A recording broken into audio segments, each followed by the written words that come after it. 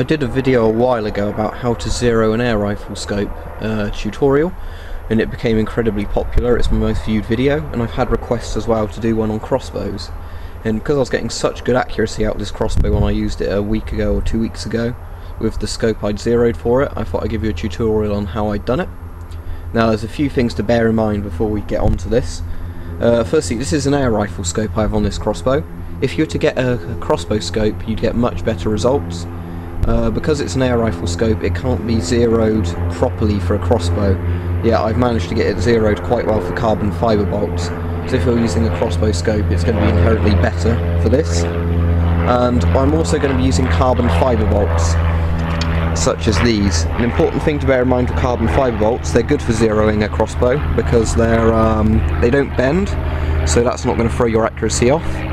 And the fletchings on these seem a bit tougher than on my sort of aluminium bolts. And another thing to bear in mind when you're zeroing a crossbow is there's a lot of things that can give you outliers. Firstly, if you don't cock the crossbow properly and the string's pulled more to one side than the other, that's going to throw the bolt off horizontally. If your bolt's slightly bent, that's going to throw the bolt off slightly. And if the fletchings are damaged on the bolt, that's going to throw it off slightly.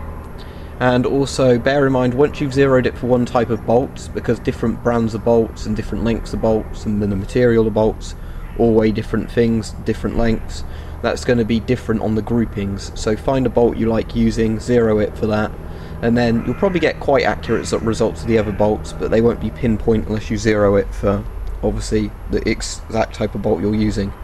So let's get started. Now the scope on the crossbow should be zeroed pretty well, so I'm going to be aiming for that little yellow dot on the boss, and hopefully the bolt should get quite close to it. If there's an error on this part, it's going to be because I haven't done a cheek weld properly of the scope, because I've had enough good groupings this to know the scope zeroed. So let's see how we go.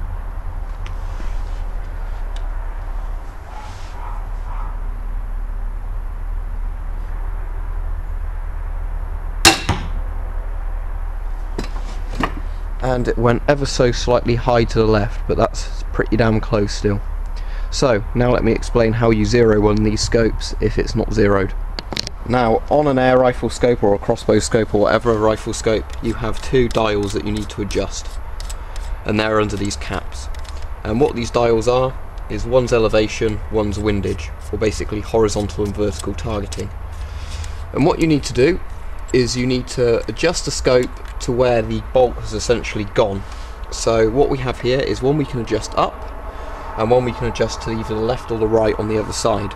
Now I'm blaming my own accuracy for this, but if we were to say that the bolts were always going there, even if we had it shooting, you know, we say we shot 5 bolts and all of them have gone slightly high to the left of where that target bit was, what we'd have to do is adjust the actual crosshair on the scope to get to the position the bolts are going.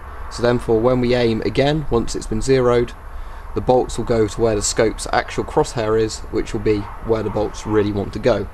So say for example we want to get back to where these were, what we do is we'd adjust the scope up slightly, and I've fully got that adjusted up so I can't do that I'm afraid for the purposes of the video, but we'd adjust that up a few clicks, then we'd adjust this one left a few clicks, which I've already fully done. But basically that would be how you do it. So you'd put it left a few and up a few if the bolt's going up to the left. If the bolt was going right and up, you'd put the scope a few clicks up and a few clicks to the right. If it was going down to the right, you'd adjust it down and to the right, and so on. And basically what you want to do is get the crosshair on the scope into the position the bolts are actually going, not what you're aiming at. Now there are a few scopes that make this a bit more complicated, because there are some scopes where if you had the bolt going to the left, you would actually adjust the scope to the right. But basically in your scope's manual it should explain zeroing. And the normal zeroing is you adjust with the scope to where the bolts are actually going, not where you're aiming it. So once you've got the scope zeroed, you shoot another bolt, you see where that's going. If it's going near the target or on the target, you're right. And if it's not going on target, you want to shoot a few more bolts and you want to see how close they are and adjust it as need be. Then I'd say within 20 minutes you can get the scope actually zeroed. This didn't take very long to zero at all when I did it the first time, probably half an hour at most. And I've made a few adjustments since then, and it's very good. One thing you want to do is make sure the windage is correct, which is basically your horizontal aiming, and with the vertical aiming you want to adjust it to be shooting accurately at the range you're using the crossbow. So the target here is about 11 yards away, and this is where I'm going to be shooting it from on the rest. Also, another thing that people point out is that if you have this rested on a sandbag, you're going to get slightly better accuracy, but for the purposes of this video I didn't need to do that. So what we've done is, say we've zeroed it for 11 yards because that's the range you shoot at. Then if you're shooting at a closer range, you want to aim slightly below the target. If you're aiming further away, you want to aim slightly above the target. Purpose-built crossbow scopes actually have breakdowns on the scope, so you can sort of get range adjusters for various ranges. On this air rifle scope it doesn't do that. But basically get the horizontal and vertical accuracy for the distance you're shooting at, and then if you're shooting further away you can just manually aim higher or lower depending on the range. What you don't want to be doing is trying to re-zero the height every time you're using the scope, because it's impractical. You can work it out very easily once you've got the scope zeroed for the range you're firing at. So we'll put another bolt into the target to test that the zeroing's actually tight.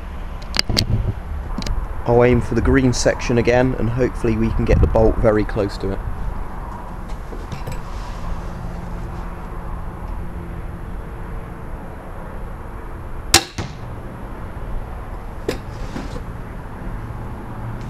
That bolt went a bit further out to the left, but the distance between the two bolts is still very close.